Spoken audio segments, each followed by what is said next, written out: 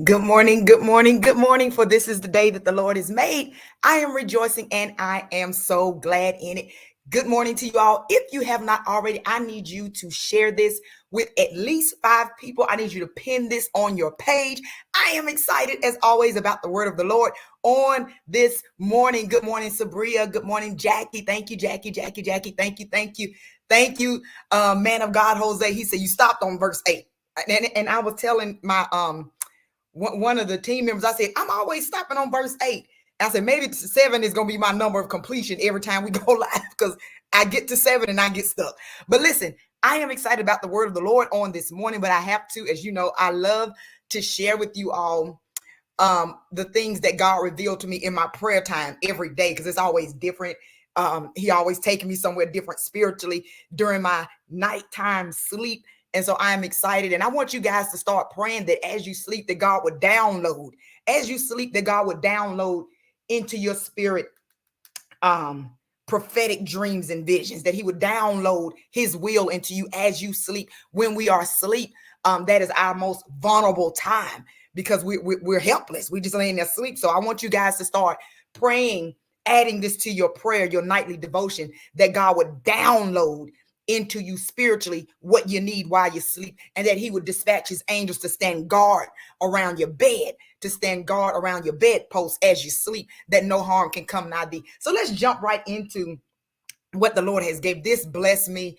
This blessed me so much because I was laying there. I was asleep, but it took me a long time to like wind down last night because I think the closer we get to Friday, I'm just on one. I'm just like, ooh.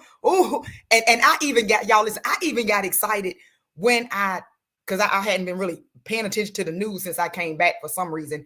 But I got really excited when I saw that there was a storm coming. I said, oh, it's on now. I said, because if you all would pay attention, at just about every service that we have had, it has been bad weather, sold out. Any service we had, there has almost always been bad weather. And now you talking about a storm. I said, oh, and I was telling one of the intercessors, I said, you know, I said, you do know. I say, Satan is, I said, he beyond mad right now. I said, because this worship and warfare, my God. I keep telling people, I know y'all hear me say it. You don't need to miss any encounter that the Lord has for this ministry. But worship and warfare is on a whole different level because we're not constrained by time. I'm not constrained by, and because everyone has been fasting, we have been praying. I've been on a fast since I came back from the cruise. So we're talking early July. I've been on a fast and consecration preparing for what God is going to do. So this is not the service to say, well, I'm just going to watch it online. And when you know that the enemy is trying to stop something, Bridget, will you, okay, I done try to touch her body. I done try to mess with her mindset. I done tried to mess with all the intercessors.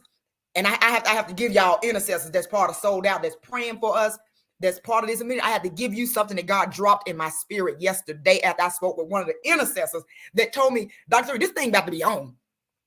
She said, Dr. this thing about to be on because the way the devil is messing and the way he trying everything that can be tried. I said, that's how we know. Yeah, I said, that's how you know you have tapped into a kingdom assignment.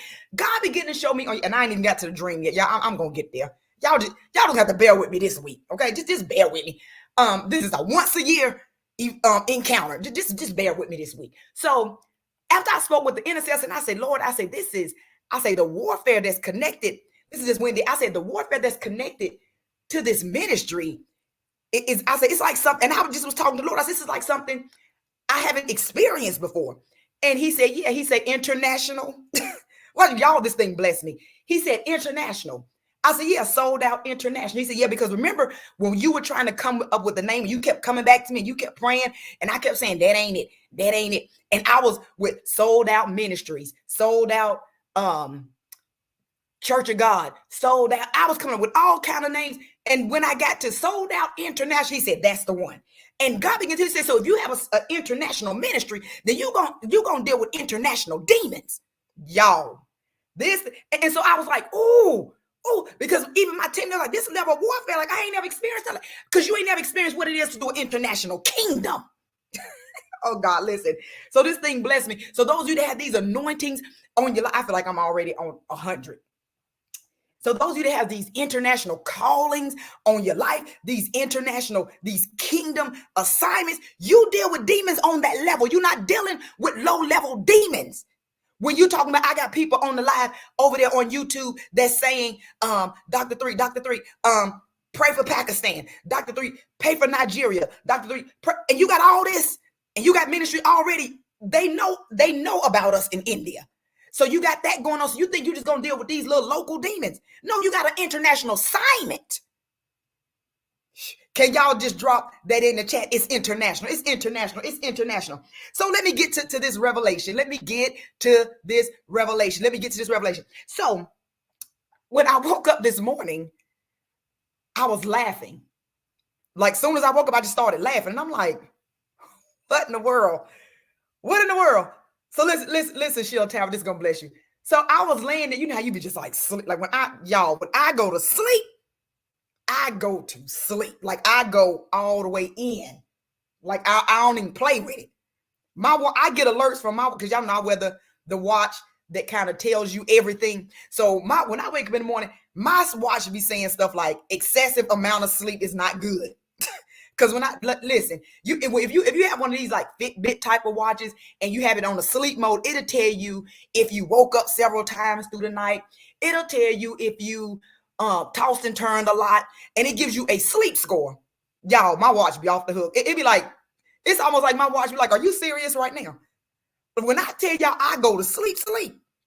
Like I be like comatose. The only way I don't sleep is if I have done ministry. Now, if I've done ministry, I ain't sleeping. Because you have went so high, those of you that minister know this, you have went so high in the anointing, you have went so high that it's hard for us to come down. So I don't sleep if I minister, if I lay hands on people and I do all that, I don't sleep until like the next day. So give me about 24 hours and then I sleep.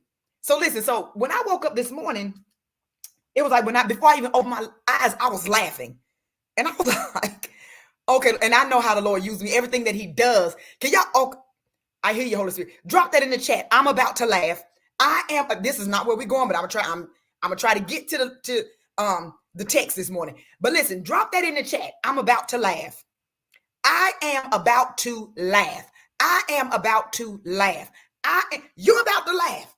And listen, so listen, watch this. I woke up and I was laughing. Not no smile. I was like, I could hear myself laughing.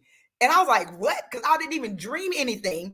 In fact, I don't even remember dreaming anything. Well, I did dream one thing last night, but I don't remember dreaming anything that would have me laughing. So soon as I did that, y'all know I got to go Bible with everything. Okay, God, what? And I came to this, y'all. This gonna bless y'all. You are about to laugh. I'm telling you, Selena, Anthony, Jose, Mama, Tracy Jones Mills, despite what you're going through, you about to laugh. Jackie, you about to laugh. Sheila Tabert, you about to laugh. Watch this. Barbara Tate, you about to laugh. I don't care what you're going through. You are about to laugh. Watch this. Psalm 2 says this. This is going to bless y'all. James, you about to laugh. You about to laugh. You about to laugh. Psalms 2 says this. Why does the heathen rage and the people imagine? Listen to this. Why does the heathen, them that don't know no better, why are they raging? And the people imagine vain things, false imagination, spirit of fear. What? It says, why? Why? Listen, verse 2. The kings of the earth set themselves and the rulers take counsel together. That means those who are in charge, the government, the systems, they taking counsel together. President, y'all worry about who's going to get in the White House. They taking counsel together. Listen to this. Against the Lord and against his anointed. Saying, let us, listen to this. This is gonna give y'all some revelation about 2025. Listen to this. Y'all heard the agenda 2025. Listen to this. Why do they take counsel together against the Lord and against his anointed, us, his chosen? They're saying in the back room. Remember, I told you it's another agenda. Here we go. They saying in the back room, let us break their bands asunder and cast away their cords from them. Let us cause confusion. Let us, watch this, Let us bind them. Let us, this is what this said, let us bind them. Let us cause confusion. Let us cause them to be divided. Listen, verse 4 says this: he who sits in heaven laughs. Y'all, he who sits in heaven laughs. Isha, watch this. Let me, Psalm 2, because y'all got to hear this morning. It says, the kings of this earth, the systems of this earth, the rulers of this world, those that are in charge, those who have authority, they are taking counsel together against us, his chosen, his remnant, his anointed. And when you take counsel against us, you're taking counsel against him. It says, you can do all you want to do, but I sit on the throne and I'm laughing at you. Y'all, he who sits in heaven laughs. Listen, the Lord shall have them in derision. It's going to cause the enemy, they're going to turn on each other. It says, despite what they're trying to do, despite what's going on, it says God is sitting in heaven and he laughing. Y'all listen to our daddy. It says, yet I have set my king upon a holy hill in Zion. I will declare this decree. The Lord said unto me, thou art my son, we his chosen, and I have begotten thee. What is he saying? I got you. He said, no matter what is happening in the earth, I'm sitting in heaven and I'm laughing. He said, y'all making plans and I'm laughing. Y'all think y'all plotting and scheming. He said, and I'm laughing. Do y'all hear this morning? He who, can y'all just drop that in heaven? I mean, drop that in heaven. Jesus. Ooh, Lord, wait a minute. Y'all heard that. Shay, you heard that? Drop that in heaven. All right, here we go. I'm trying to get to the text. But watch this. He who sits in heaven laughs. Can y'all just drop that in the chat? He who sits in heaven laughs. What does that mean? Y'all, I'm about to go somewhere, Wendy. I'm about to go somewhere. Watch this. So I was thinking about that after I was sitting in my devotion. I was trying to listen to my music, but then I was typing this up because y'all see I'm looking at my phone. So I got my phone. I got my iPad. I got a whole lot going on this morning. So he began to tell me, he says, daughter, I am sitting in heaven and I am laughing at the nations. He said, I'm laughing, watch this, at their plots. He says, I am laughing at the nation's plots to overthrow. He said, I'm laughing at their plots where they're attempting to build their own kingdom. Here we go. It says, I'm laughing at them as they're plotting. That whole Trump thing with 2025. Here we go. I'm laughing at the nation's plots to overthrow me and their attempts to build their own kingdom. Because, watch this, it says, because I've already decided who's going to rule. Oh, God. It says, I've already decided who's going to rule my kingdom. It says, I have already decided who's going to be in charge. God has already made his decision. It's yay and amen. He said, I told y'all when I come back. He said, so it's already a done deal. He said, so I'm laughing at the plots that the systems of this world is trying to get to come to pass. He said, I'm laughing at it because I already know how the story going to end. So I'm sitting in heaven on my throne and I'm laughing. Ooh, do y'all hear Holy Spirit this morning? I'm sitting in heaven. Okay, I hear you. Holy Spirit says, you do know in the New Testament, it lets us know that we are seated in heavenly places. Okay. We are seated in heavenly places. Spiritually, I'm in this world, but I'm not of this world. I am seated in heavenly places. So when I war, I don't war from down here. I war from up here. I war from my heavenly place. Listen, when I war, here we go. Worship and warfare. I'm gonna deal with that Friday night. So I'm trying to stay in the right vein this morning. Listen. So when I war from heaven down. What you mean, Dr. I war from, my prayers are heavenly prayers. I don't pray prayers of defeat. I war from heaven down. Why? Because I'm seated in heavenly places. Isha, I'm seated in heavenly places. So if I'm seated in heavenly places, then not only is God laughing, but I'm laughing. Okay. He who sits in heaven, you are seated in heavenly places. So therefore, that means why you crying over stuff. Okay. What you crying about, you should be laughing. Oh, God. What you worried about and stressing about, you should be laughing. Why? Because you already know how the story, in the end, you win. You already know how the story ends. He said, so he said, I'm laughing at all this that they doing. God is saying, I am laughing at them because one, it ain't gonna work. He said, so why? And he looking at us like, and why y'all crying? What you crying for? What you worried about? Don't you know it? When you read the Bible, that in the end we win. He said, you are seated in heavenly places. That means I war from a place of victory. Y'all warring from the wrong place. If I'm seated in heavenly places, I war from a place of victory, not defeat. Y'all, I need to do a prayer clinic. You know, back in the days, have what they call prayer clinics. Y'all, that's old school like me, to have what they call prayer clinics. And you get in there and you just teach about prayer. And then at the end, maybe you may have it for 2 days, because then at the end, you're going to have a whole Holy Ghost shut-in. And you're going to put in practice what you just learned. So when you do a prayer clinic, I would be teaching how you war effectively. I war from a place of victory. I don't pray prayers, God can you, God will you, because I know that he can. I know that he will. I know who he is. He is. Watch this. He is Jehovah Jireh, my provider. He is Jehovah Tiskanu, my peace. He is Jehovah Rapha. He is my healer. So I'm praying from that mindset. So I'm not praying, God, can you hear me? You can. You are the one that healeth thee. God, can you help me? Yes, he can. Why? Because he is Jehovah Gabor, the Lord that wars. God can. So I'm not praying. So when you pray, you got to switch up them prayers. We have to learn how to pray effectively. I pray from a place of victory.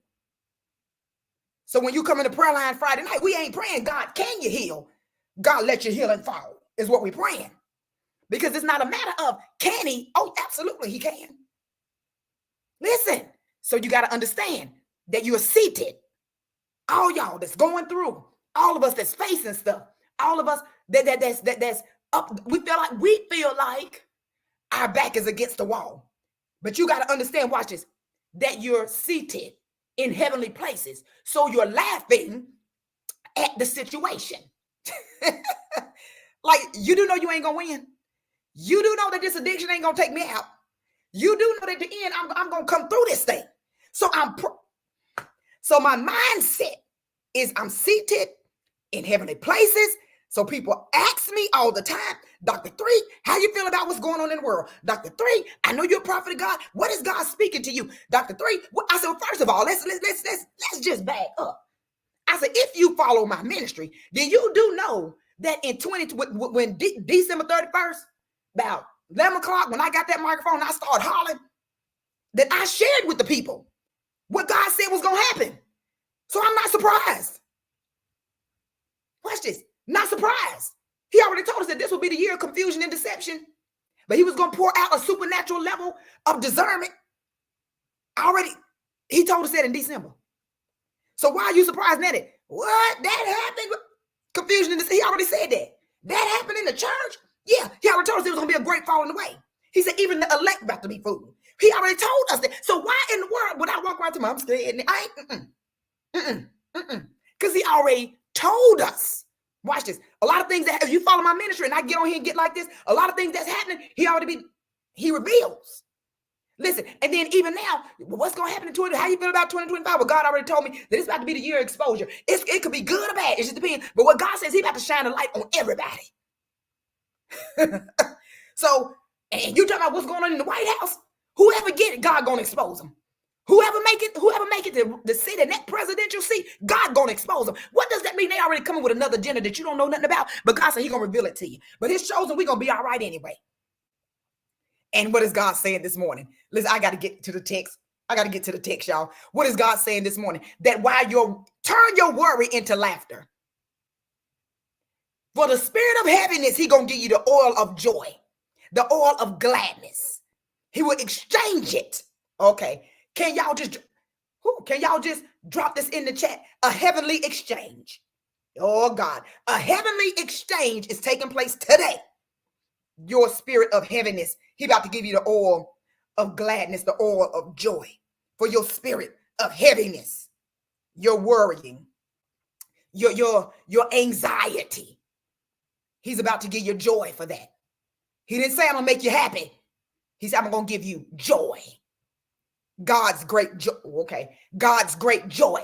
That's different from being happy, because happy means when I'm happy, it's based on what I'm experiencing. Joy come from in here. He said, I'm about to do a heavenly exchange. He said, all that stuff you worry about, he said, I'm about to give you joy. He said, and in fact, not only will I give you joy, he said, but you're going to laugh at the current situation, and people going to think you, how she walking around grinning, and she know all this stuff is going on? How she walking around grinning, and her kids going through? How she walking around grinning, and she about to lose her house? Because God already told me I'm going to laugh. And because I'm seated, watch this, Selena, because I'm seated in heavenly places, I ain't worried. Because I know who my daddy is. Who God, y'all, this thing got good to me. But let me get into, because I got to finish this today. Yesterday, we talked about, who God, I love you. I love you. If that bless you, just say, Dr. That blessed me, that blessed me, that blessed me. Listen, we are going to get into part 2 of when Jesus turned water into wine. We're talking about miracles. Listen, John 2, 1 through 11, and I'm gonna teach from verses 8 through 11 today, because we dealt with 1 through 7 yesterday. So if you didn't get that, you got to go back and get that, and then finish this one, then go back and get that one. Watch. So listen to this. John 2 verses 1 through 11. John 2 verses 1 through 11. On the third day, a wedding took place in Cana of Galilee. Jesus' mother was there, and Jesus and his disciples had also been invited to this wedding. When the wine was gone, Jesus' mother said to him, they have no more wine. Verse 4, y'all know I love this stuff. Verse 4, Jesus says to her, woman, why are you telling me? Why are you involving me in this? Like, I'm here to enjoy the party. I'm here to enjoy the party. It's really what Jesus is saying. Listen, and then he says, I'm here to enjoy the party, and my hour has not yet come. Jesus' mother turns to the servants and say, do whatever he tell you. She completely ignored everything Jesus said, and she was like, y'all do what he tell y'all to do. And she walks off. Y'all know, sound like some of us, don't it? So then it says, verse 6, nearby stood 6 stone water jars, the kind used by the Jews for ceremonial washing, each holding from 20 to 30 gallons. Verse 7, Jesus said to the servants, fill the jars with water. So they filled them to the brim. Verse 8, then he told them, now draw some out and take it to the master of the banquet.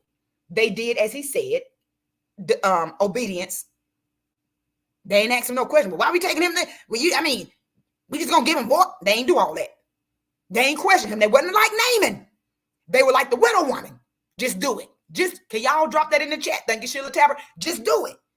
They ain't question him. They ain't go through no whole dissertation. They were like the widow woman. She just went and started borrowing bottles to put oil in. They were like Hezekiah. He ain't say, well, oh, why am I back? He just said, okay. He ain't questioned the prophet. He turned his face to the wall and he just started praying. So watch this. So here we go. These servants did exactly what Jesus said without question. It says, verse 9, and the master of the banquet tasted the water that had been turned into wine. Watch this. The master of the banquet, didn't realize where it had come from. Although the servants who drew the water, they knew exactly what was going on. Then he called the bridegroom to the side, and he said, verse 10, everyone brings out the best wine first, and the cheaper wine after the guests have had too much to drink. But you saved the best for last. Y'all, he's saving the best for last. You got about 5 months left in the year. He's saving the best. Okay, I'm going to stay right here. Verse 11, what Jesus did here in Cana of Galilee was the first of the signs through which he revealed his glory. This was the beginning of his ministry. Watch this. And we talked about on yesterday, watch this. And we talked about on yesterday how Mary, watch this, because Jesus, I'm recapping for those that were not on here yesterday. So we are dealing with the fact that Jesus just came off a 40-day fast, and he was in the wilderness, and Satan was tempting him, but he overcame that. The last thing that Jesus dealt with in his temptation was Satan telling him to commit suicide. Those of you that's depressed and going through, Jesus already dealt with that. Don't you remember when Satan told me to cast myself down off that cliff? He said, I dealt with suicide then. I overcame it. Watch this. And so he had already dealt with Satan 40 days, 40 nights in the wilderness. He hungry, but on his way back, he stopped by his cousin, John the Baptist, and said, hey, baptize me. And John baptized me. What you mean baptized? You need to be baptizing me. Because John know who Jesus is.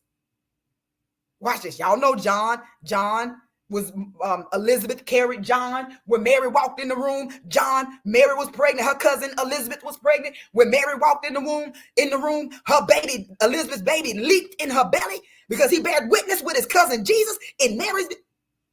Y'all know how this goes. So John baptized Jesus, and then a dove came down, and then the heavens opened up, and a voice from heaven spoke, "This is my son, in whom I am well pleased." So watch it. So after all that happened, he gets with his mama. He done told her what happened. I was in the wilderness. This right here happened. And then she saw John baptize him, and she saw the public announcement.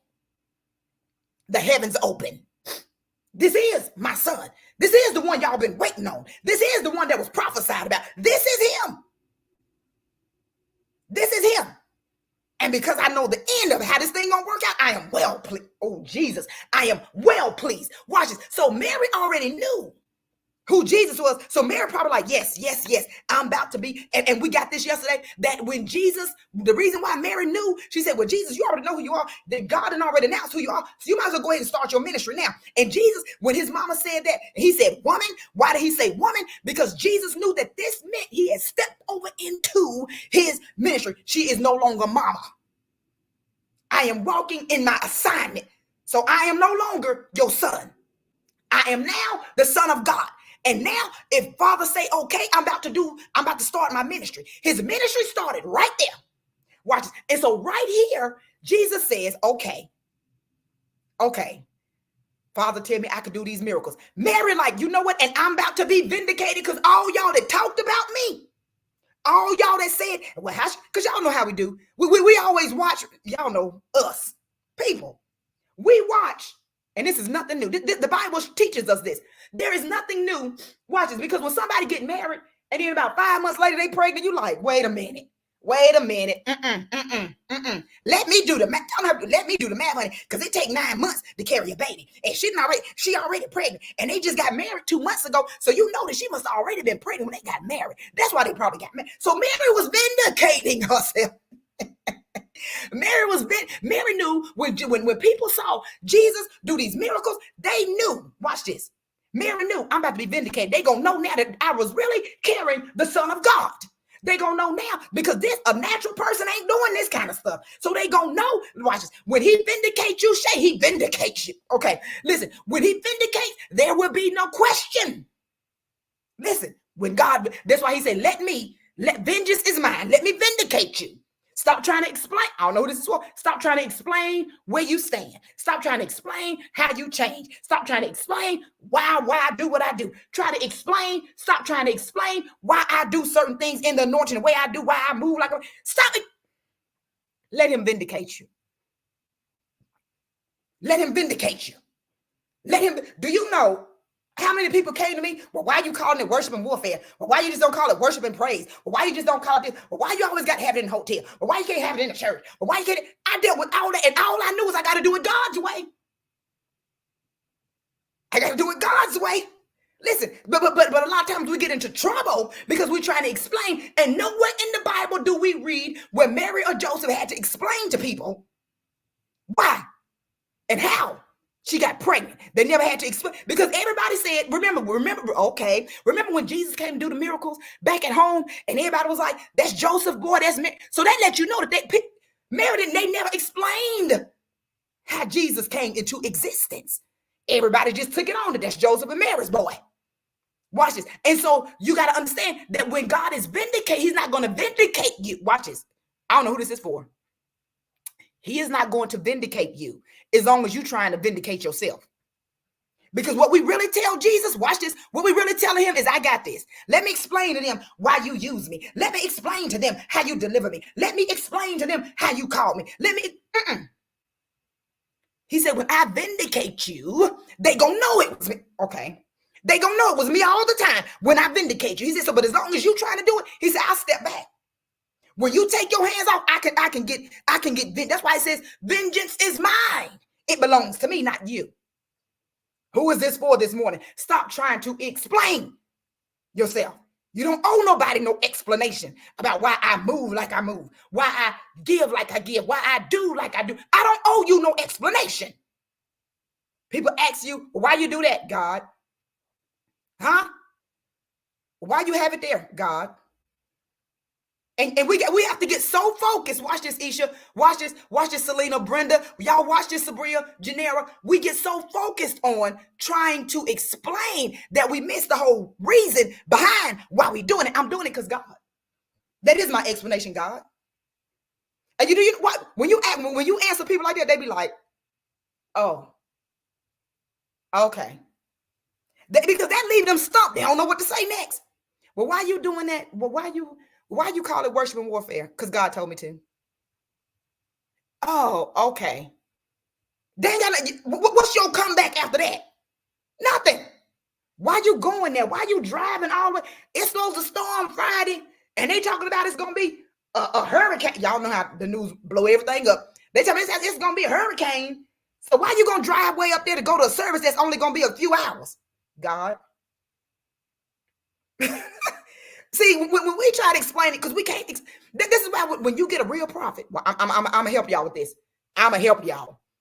When you get a real prophet that's sent by God, and we tell you, "Thus saith the Lord," and you, well, why did God say that? If they try to explain, and because my team know, I give you a prophetic word. It may be harsh, it may be real hard, but I give it to you, and I'm like, and they're like, what you think God meant? I don't know what he think, because I don't know them. I don't know what God thinking. His thoughts are higher than mine. His ways are higher than mine. He said what he said. Either you can accept it or not. I'm not explaining why God said what he said. Watch this. That's a real prophet. But a fake one gonna try to explain it. When they start trying to explain it, it's to make you feel better about the word that you were given. But I'm gonna stay right here. I'm gonna say, because they know you got itching ears. Okay. Because they know you got itching ears. So let me say, even though it is a word, let me show you this. Even though it is an authentic word from God, this is what a prophet that is off will do. They will try to explain to you why God said what he said. Why would they do that? To try to make it easy so you can accept it and so you can stay, so you can keep giving your money, and we're gonna all be okay. But I know that you're gonna die, but I ain't gonna tell you you're gonna die. I'm gonna say you're just gonna be a little sick. Because I want you to keep giving. I want you to keep coming. I want my platform to be great. So I'm gonna make it sound good, even though I know that God said, "Oh, they about to what?" Okay, when Isaiah went to Hezekiah, he did not ease the word. He walked in the room. He looked at Hezekiah, 39 years old. Watch this. You about to die, get your house in order. And walked off. He said, because you know what's going to happen is you're going to get real, real sick, but it's going to be okay. He didn't say, you know what? You ought to be grateful, Hezekiah, because God giving you time. He didn't do all that. He walked in, you about to die, get your house in order. And walked back out the door. The only thing that changed, watch this, and watch, I hear you, Holy Spirit. The prophecy didn't change. Watch this, y'all. The prophecy did not change. Listen to this, because he still died.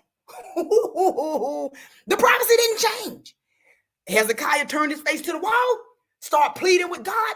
God tells the prophet Isaiah, it says before he got to the middle court, go back and tell him I'm giving 15 more years to do some things for me, and because you're gonna get the victory, but God gonna get the glory. He said, but I'm giving you 15 more years to go ahead and do what you need to do.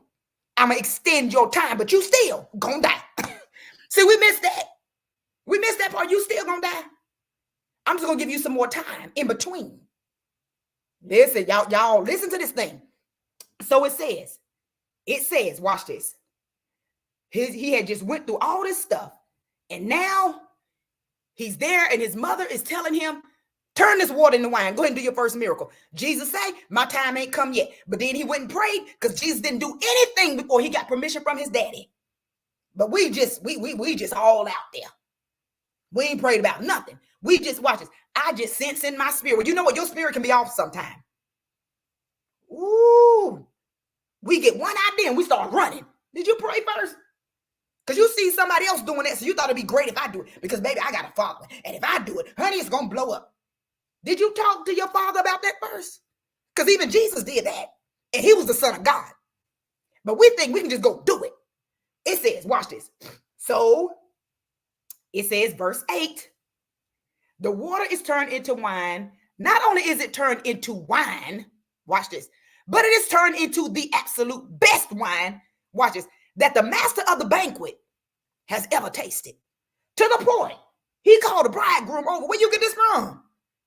Wait a minute, how you saving this? Watch this. And the thing that I love about this was the obedience of the servants. Watch this, Wendy. The obedience of the servants. They didn't say, well, why you want us to fill those pots up with water? We filling all these pots up, 20 to 30 gallons with just water. What? But they need wine. They ain't go through all that. But we gotta. Well, why, Jesus? Well, why you want to do this? And Jesus, why you want me to go that way? And Jesus, them people, they don't even like me. And Jesus, Mary told him, whatever he say, do it. And she walked off. Oh, God. Whatever he say, do it. And she walked off. And them servants did exactly as Jesus. They ain't asking no questions. And they didn't even question when they saw when they saw the master of the banquet dip that cup in there and get that water out, what they thought was water. What I love about this, when it says the master of the banquet didn't know where the wine came from. This is going to bless y'all. The master of the banquet didn't know where the wine came from, but the servants did. I'm going to let that marinate. The master, the one in charge, the one that's calling all the shots, didn't even know where this wine come from. But the servants knew. Y'all. But the servants knew. What is Holy Spirit saying this morning? They don't even know how you doing what you're doing. They don't even know how you walking like you're walking. They don't even know how you handle it like you handle it, Cherie. They don't know, but you know.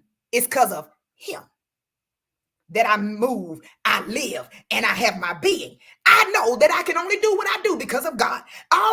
Listen, I know that if I open my mouth and something come out, it is God. It's not me. I know, listen, that the miracles, that the signs, that the wonders, I already know that they come from God. It's just that the people on the outside don't know. So they wondering how you doing what you're doing. How you don't look like what you've been through, Sabria. How you don't look like what you're going through. How you don't look like, Jose, what you're facing. How you don't look like the turmoil that you're in. Because you don't know, but I know. Who God? Could it be? You don't really know. Ooh, Jesus. Could it be? You don't really know. You don't really know. You don't really, your mind, watch this, is not comprehending the fact that he is the very breath that you breathe. Watch this. Could it be?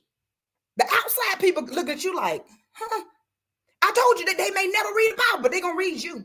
They may never read a Bible, but they're going to read you. They reading your life. Oh, well, they were talking about Jesus today on Facebook. Let me see how they going to handle this situation. Because this morning they did. Watch this. Because this morning they was on the prayer call. But when they got to work, the principal was all in their classroom acting crazy. I'm going to see how she going to act now. Oh, look, been there. Didn't they just do the prayer call? Oh, y'all was on the hollering, screaming about an hour. Get to work. Here come the devil. Why you didn't do this? And here come a parent going off about nothing. They watching. How you going to respond? Because you know that greater is he that is in me than he that is in the world. I know that there's a power that's called the Holy Spirit, that he dwells in me. He leads me, he guides me, he teaches me. And I can do the... Okay, let me stay here. So the miracle was, watch this. The servants knew. Listen how it blessed the servants, because the servants know, oh, that is the Son of God, because that was water. We put it in there. Could you imagine how them servants felt when he started drinking? They probably like, wait, what? We put water in there. What are you talking about? Wine? We put water in there. Could you imagine? Let's get in the story. Could you imagine them looking at each other, Tracy, like, we put water in there? And he talking about his wine. They probably went and got some too. Like, let me see. Because I don't believe, because we put the water in there. Could you imagine a story to people? Could you imagine them telling people, yo, I put water in there. I didn't put no wine in there. We look, me and my boys, we put water in there. We went and dumped that water out of the river, and we put it in them jars. We all did about 20, 30 gallons each, and we know that was water. Could you imagine? Did they sitting there like, y'all, that was water. That was water. That was water. Ain't no way. That was water. Could you imagine how them servants, they knew firsthand. They was right there. They saw the miracle. They knew, and Mary knew, and Jesus knew. Nobody else knew about the miracle. Listen, nobody else knew. Oh, God, this is blessing me. Nobody else knew about the miracle except for the ones who were partakers.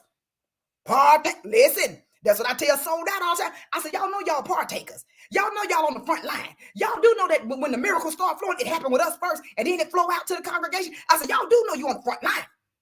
They were partakers in the miracle. But what I love about it, they had to participate in the miracle.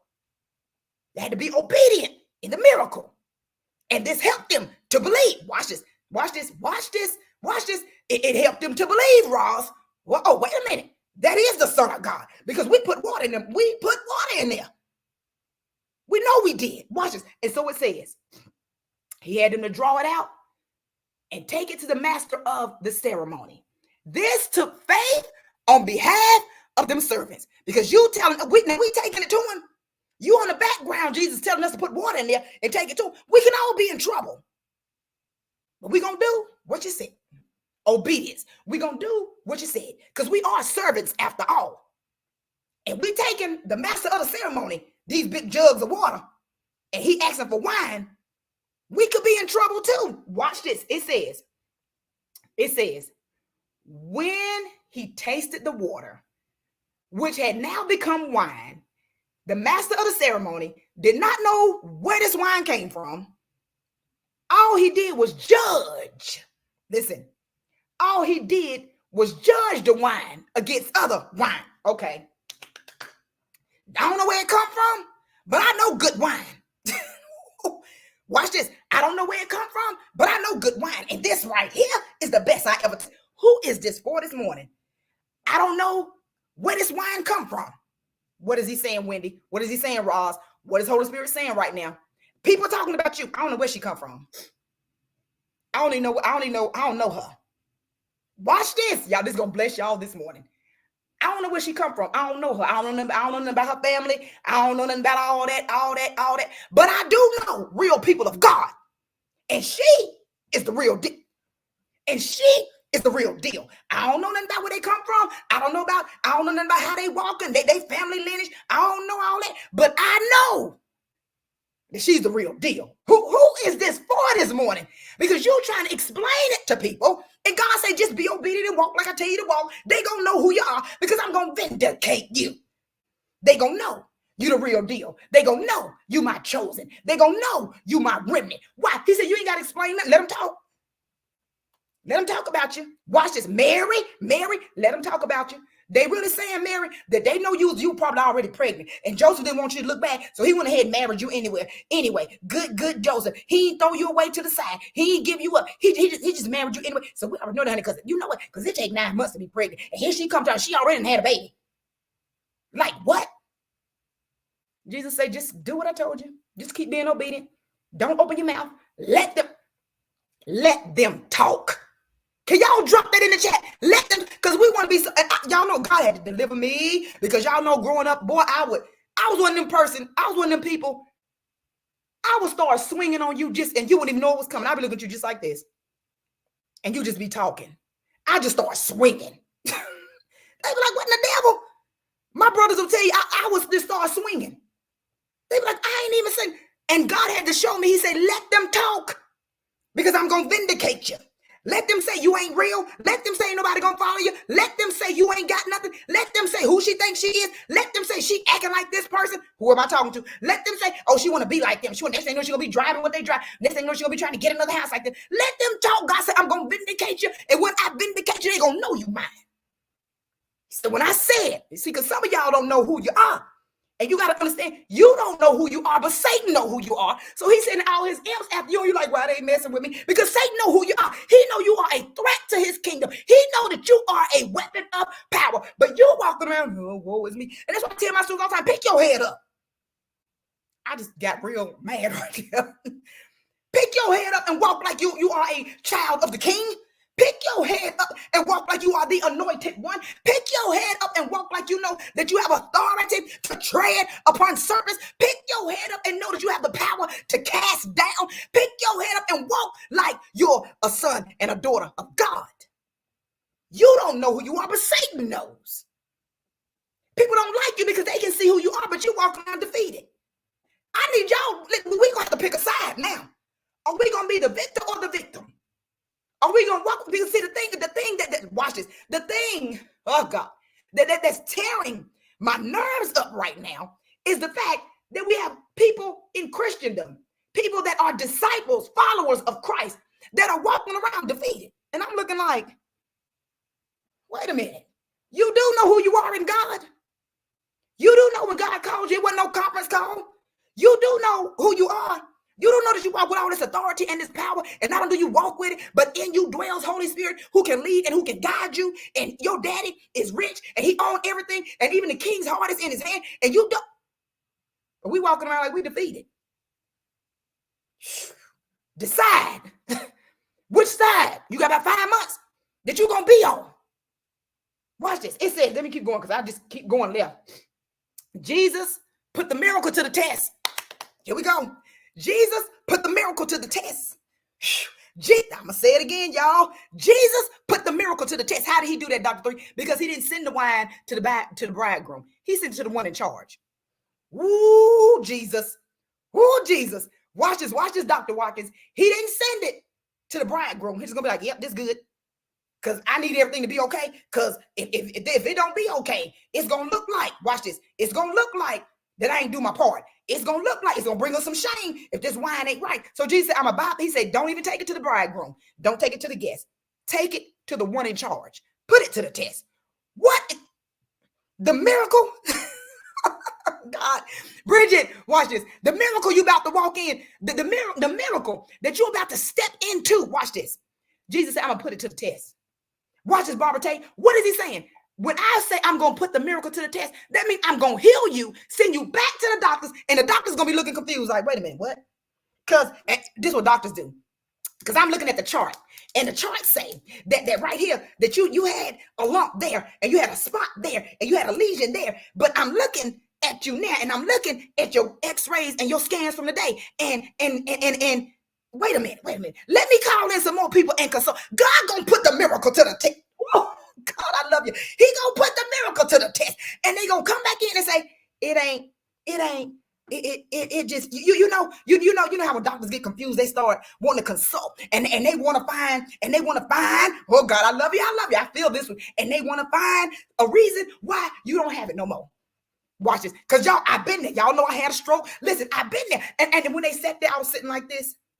And my doctor, Dr. K, she always tell them, because I was with the neurologist and the oncologist and everybody around the big white table. And my doctor, Dr. K, who is my primary physician, she been my doctor for years. She told him, conference me in, because I want to hear this. Because she already knew what I was about to do.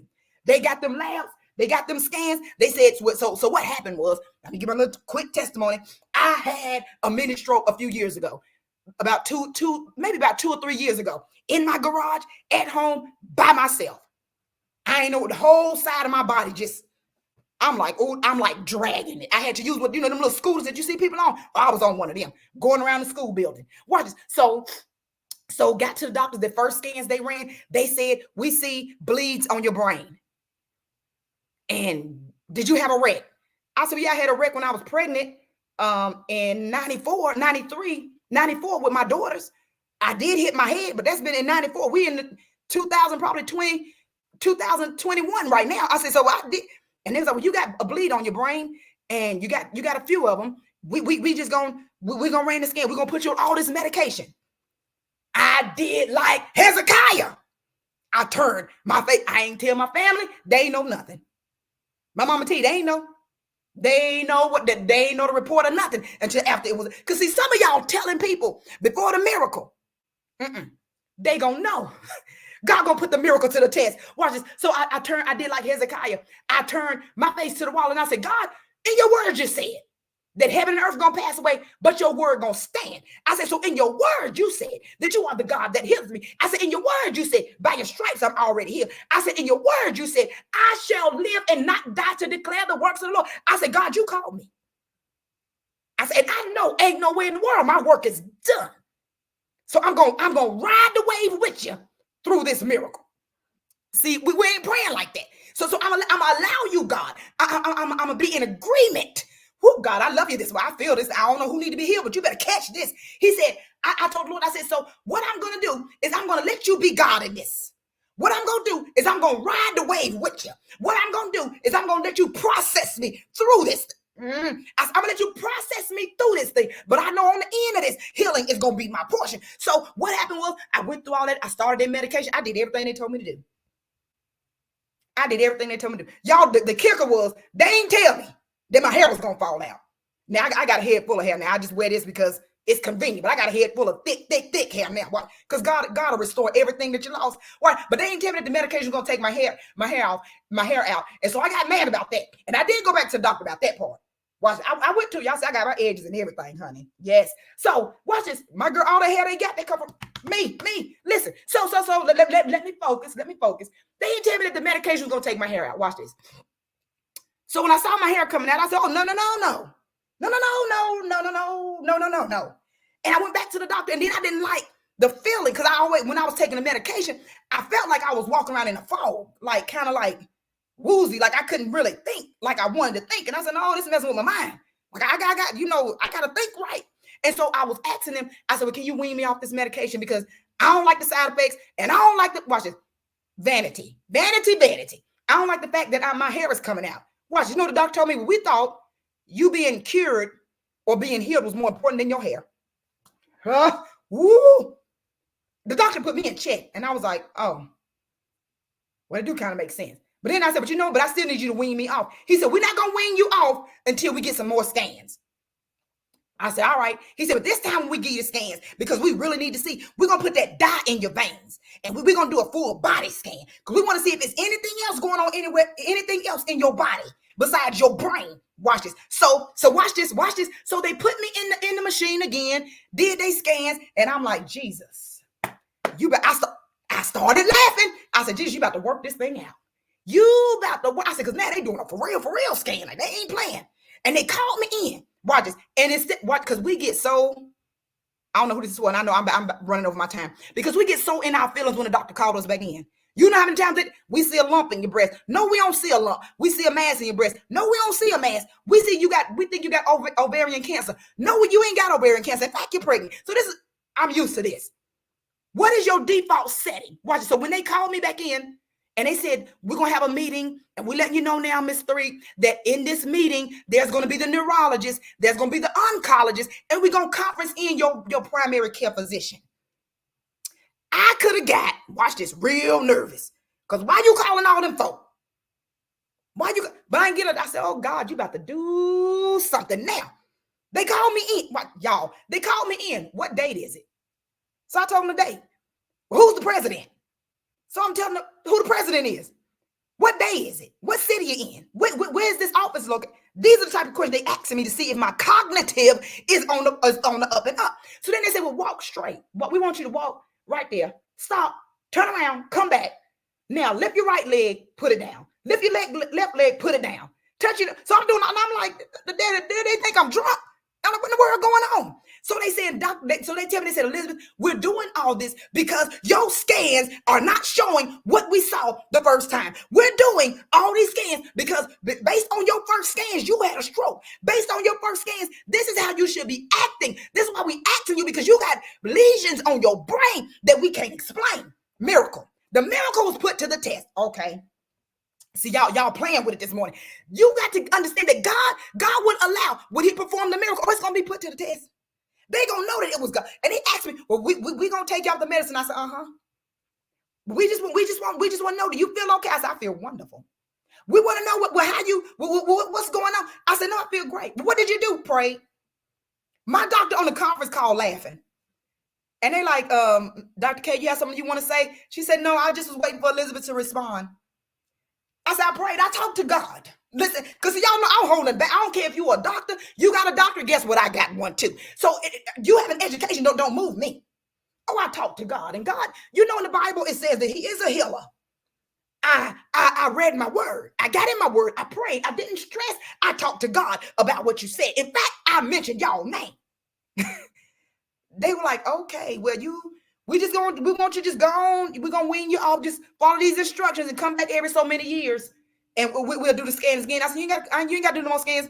This is done. I said, but I'll do what y'all telling me, but it's done. Healing is my portion. And those of you that's going through sickness in your body, I'm telling you, God will heal you. Then he will put the miracle to the test so they will know that it was God. It says he took the water, he drunk it. The master of the banquet, the master of the feast, drunk it. And he said, where did you get this from? How did you, what did the doctors ask me? How did you get healed? What did you do? Like, how did God? Them servants couldn't even explain. Because if they would have started talking, they'd be like, we put water in there, so we don't know how you got wine out of there.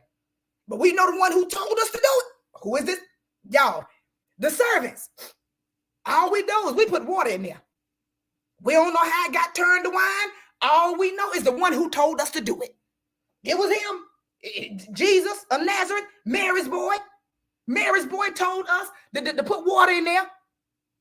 That's going to be your testimony. How you got healed? Jesus, Mary's boy. Jesus, the Son of God. Jesus, the King of Kings, Lord of Lords. He told me. That's going to be your... Watch this. I love it. In the first temptation in the wilderness, because remember, before Jesus did his first miracle, he had been tempted by the devil watch this.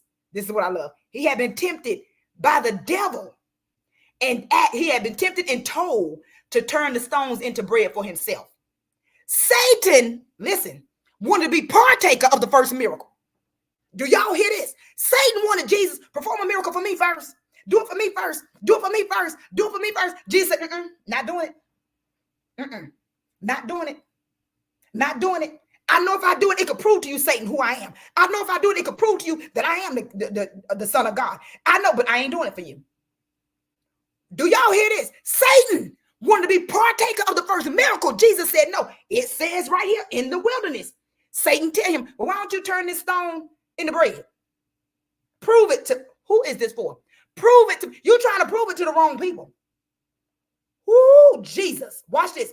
You're trying to prove it to the wrong people, and their motive ain't even right. Good morning, Dominique. You're trying to prove it to the wrong people who don't care nothing about you. You're trying to prove a point to the people that don't even really care.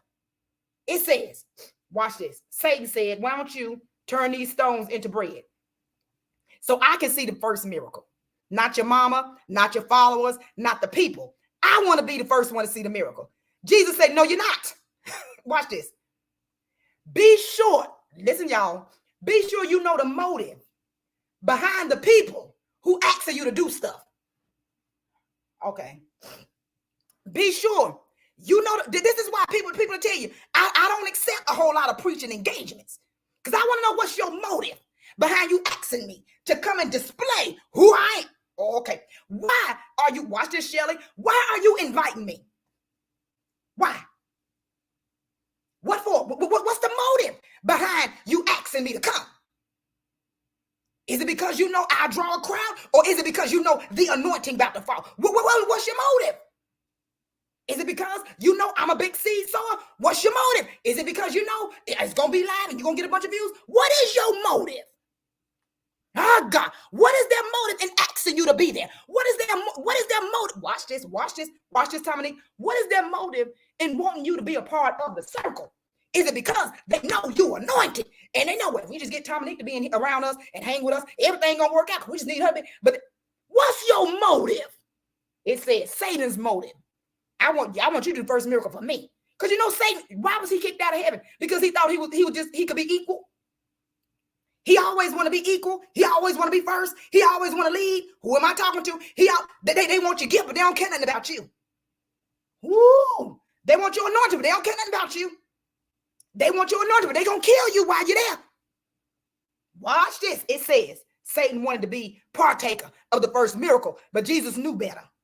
It says, in both cases, God would have been shown and Jesus would have been revealed as his son.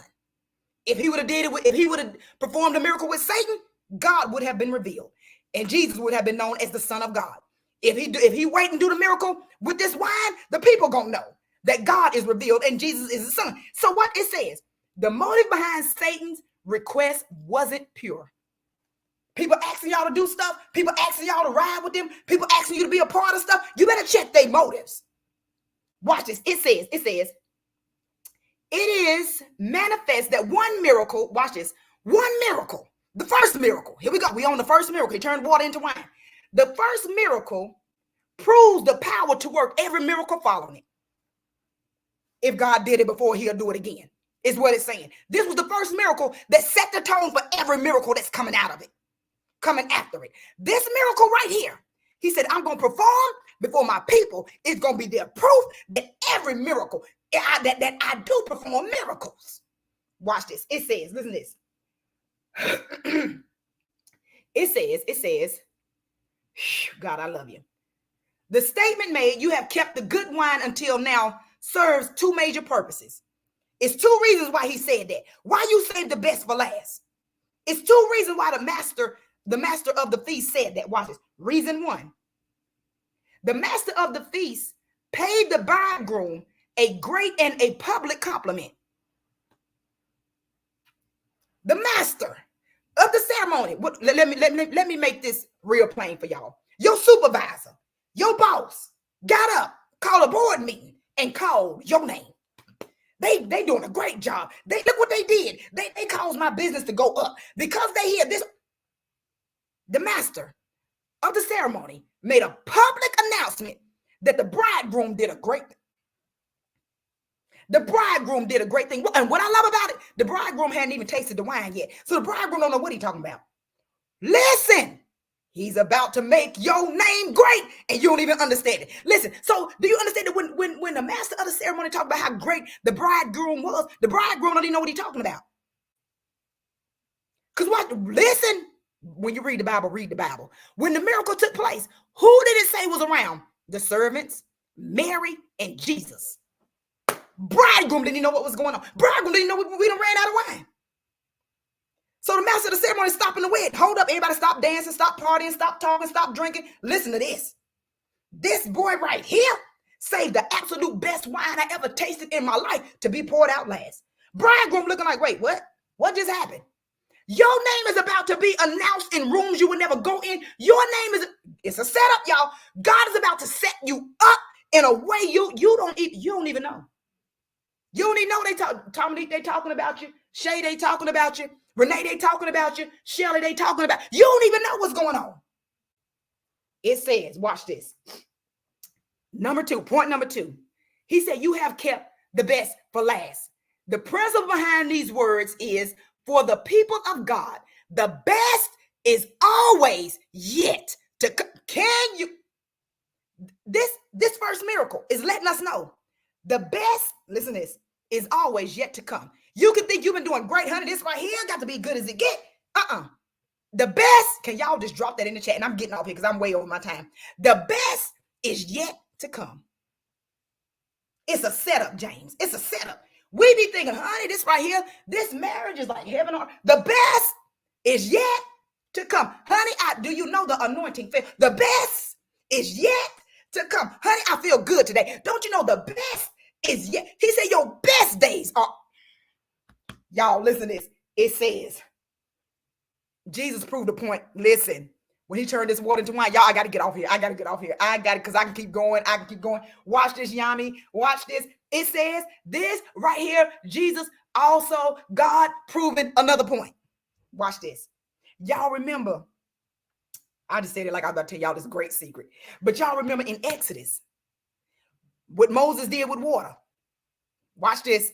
Moses turned water into blood, showing the law of death. He said, I didn't come to destroy it, I came to fulfill it. So Moses took water, turned it into blood, which was a result of death in Exodus, right?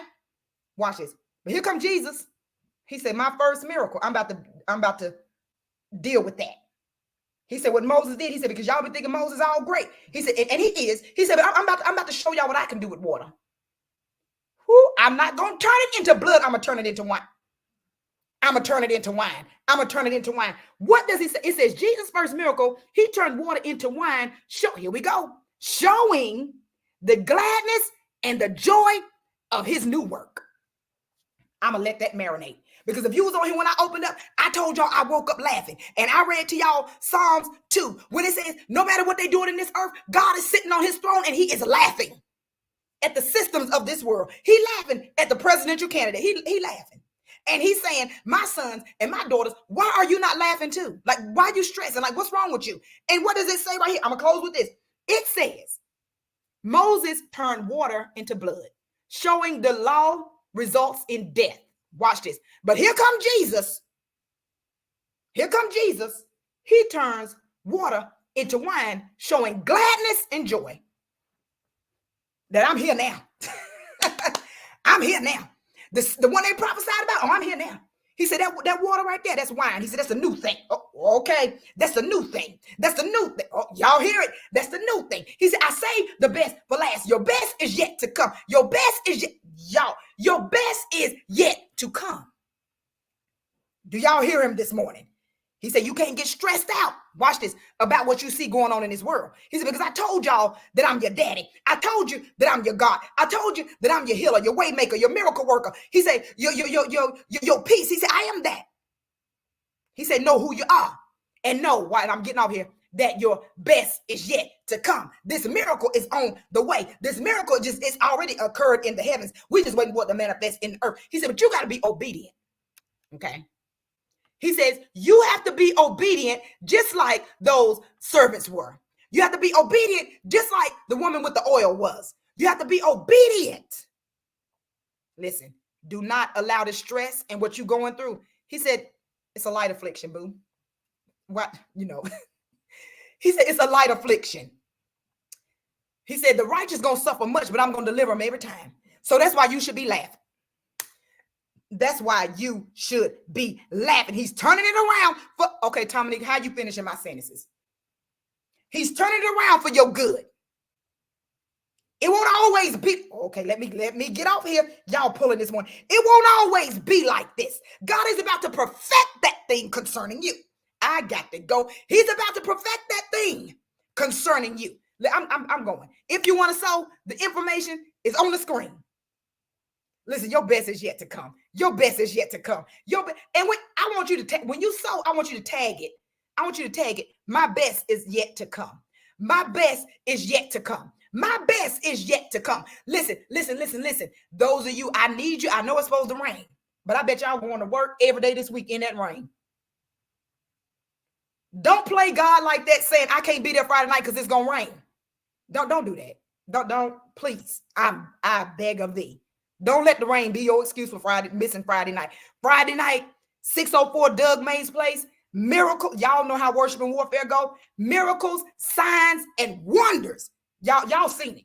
Y'all have seen it with your own eyes. Y'all seen the miracle. Y'all seen it be put to the test with your own eyes. You seen the lame walk, the deaf see. The deaf see. The deaf hear, the blind see. Y'all seen it. But listen, make plans. And I'm going to share this word, and I just want y'all to just let it marinate. Don't send me 15,000 messages, because guess what? I ain't answering none of them today. I'm just going to give you this word, and I'm going to get off here. And I'm going to say this about the seed. When you sow, tag it, best is yet to come. My best is yet to come. In any amount, God bless it. Don't matter. No, there's no small, no big amount. God will bless any seed that is sown into this miracle soil. But listen, God gave me this word. And those of you that were there last year, you kind of know where I'm going with this. Last year at Worship and Warfare, we saw blinded eyes come open. We saw the lame walk. We saw that. But it was one thing that happened. Yami, I'm sorry. I'll be back on here in the morning. She said, how you going to leave me hanging like that? Listen, so last year, my friend came, Sabrina. Many of y'all know, some of y'all know Sabrina. Me and Sabrina had been in contact all through, like leading up to like how I'm doing a prayer call right now. We have been in contact. We have been talking. So I was encouraging her. I knew she was facing sickness. I knew the report of the doctors. She shared it with me. So I said, God had me to, he said, well, just get to Worship and Warfare. He said, just get, and this is why your seed is important. Watch this. He said, get to Worship and Warfare. And I said, Sabrina, I know that you're sick in your body. I know that you can't really walk. Like, I know, but if you could just get there. I said, if you get in the building, I'll take care of you. I said, if you get in the building, I said, because there's something that God want to do. I didn't know what the something was yet. Right, but I knew what the doctor said. I knew that the doctors had gave her a prognosis of you gonna die. A Hezekiah type thing. So she got to the service. They brought her up. I prayed for her. She sold one of the biggest seeds my ministry has ever received. Watch this. I didn't know it at the time because I ain't one of the people that's when you sow, I'm like, well, how much is that? Well, let me, I ain't even, that ain't me. That ain't me, y'all. That ain't me. That ain't me. It's some of us that's really sold out to God.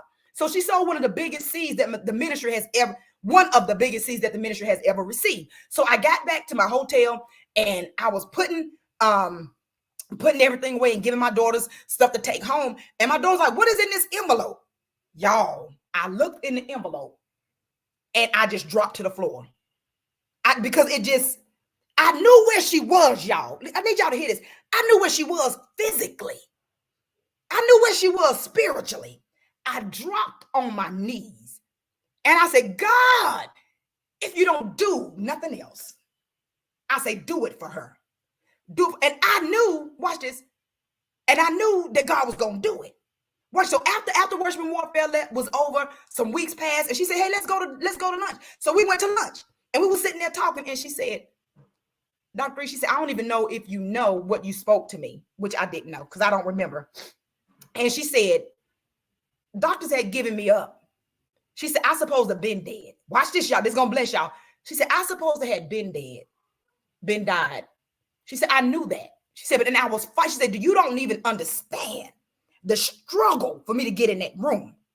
Because if you were there, you would notice that when I prayed for her, I had them to sit her down in a chair because she couldn't stand up. I'm just going to share this and I'm getting off it to really encourage your faith. Watch this. And she said, you don't know the last report that I had just got that day before I came to service. She said, so that day after I got the report, she said, God told me, go straight to the bank, get cash money out. Don't cash out. He said, cash money. Because she need to see it. Watch this. And mind you, I'm over here. Oh, Lord, I'm praying for the service. I'm doing everything God told me. She said, so I sowed that seed. She said, and now I feel, watch this, y'all, better than I ever. She said, I don't feel. She said, some of the medication, I stopped taking it because I told him I don't need that no more. I feel good. Y'all got it. Now let me say, she did go on to be with the Lord. She did. She died. Like Hezekiah. She died. But watch this. But God extended her life. Sabrina was not that much older than me. I'm 50, so she probably was maybe 53. We ain't talking about no old person. She died. But God extended her life for her to get everything in order. Listen, Tracy, they know Sabrina. They know I'm telling y'all the truth. God extended her life. Watch this, because of the seed that she sowed in that service. So that's why I say you can't, and I told my team yesterday, I said, y'all know, you can't just sow casually when it comes to a service like this. Because this, when you're talking about, see, when your motives is right for what you do. Because watch this, you got to understand, watch this, Brenda. When God dropped this word on me Sunday, I was sitting in church. And you know when he dropped the word on me, that means I got to do it first. See, Shay, all them know Sabrina. So they will tell you I'm not lying. I ain't lying. They saw her come in the service bent over. And they saw her walk out. When we went out to eat, oh, honey, she was driving that BMW, that 2022 BMW, pulled up in it, parked beside me and said, hey, Dr. How you doing? You ready to eat? Listen, God extended her life. God, yeah, she passed away. Shay, a few months after that. Listen, so you got to understand, watch this. Her seed extended her life. Your seed to go where you can. Your seed to go where you can't go. I was telling my team, I said, God said, this year, don't sow casually. You better sow, because the seed hurt. Watch, so God began to deal with me. When he told me that, he said, I'm waiting. Because watch this. Whenever God tells me to tell you something, I have to do it first. I'm always first recipient of the word of God. So if he's telling me to tell you to sow a significant seed, you know I already sold mine. I ain't waiting till Friday. I'm like, oh, you speaking it now? Okay, well, it is what it is. You speaking it now, so it is what it is. And y'all know I'm a teacher, so I don't work in the summer, so you know. When he says significant, he know watch this. When God says significant, he knows exactly what you got in your bank account. He knows exactly. The widow woman, you ain't got enough, but you gonna put, okay, y'all, I'm getting off here because I'm way over my time. Listen, I love y'all. I love y'all. I love y'all. Thank you. Oh my God, I got to say this. Thank you for helping us to fill I think we got like 106 book bags full of school supplies.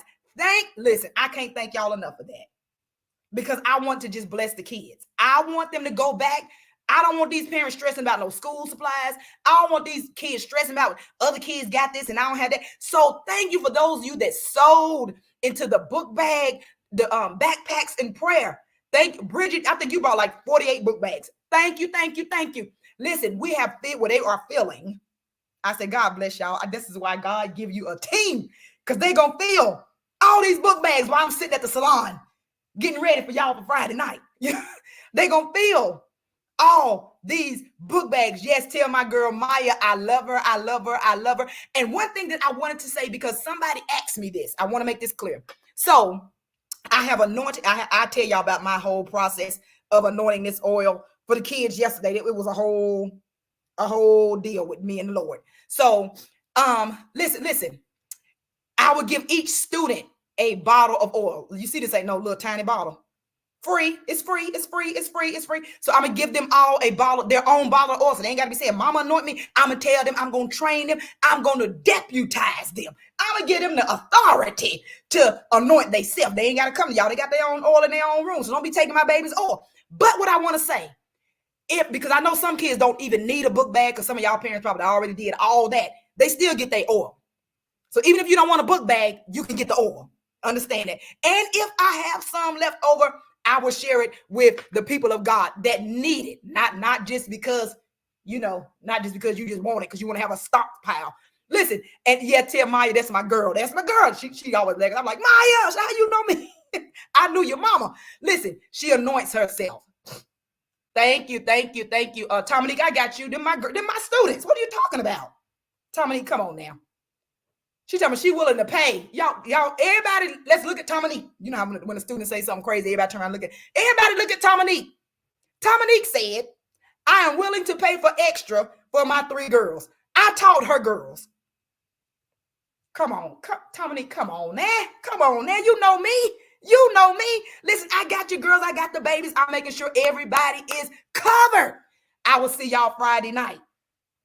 7 p.m. I was about to say 9 p.m. 7 p.m. 604 Doug May's Place. Listen, Miracles is in the room already. Miracles is in the room. I am so excited. Listen, I love y'all. I want y'all to have a good day on purpose. Listen, watch those distractions, but know who you are. Know whose you are. I love you. I love you. I love you. And God bless you.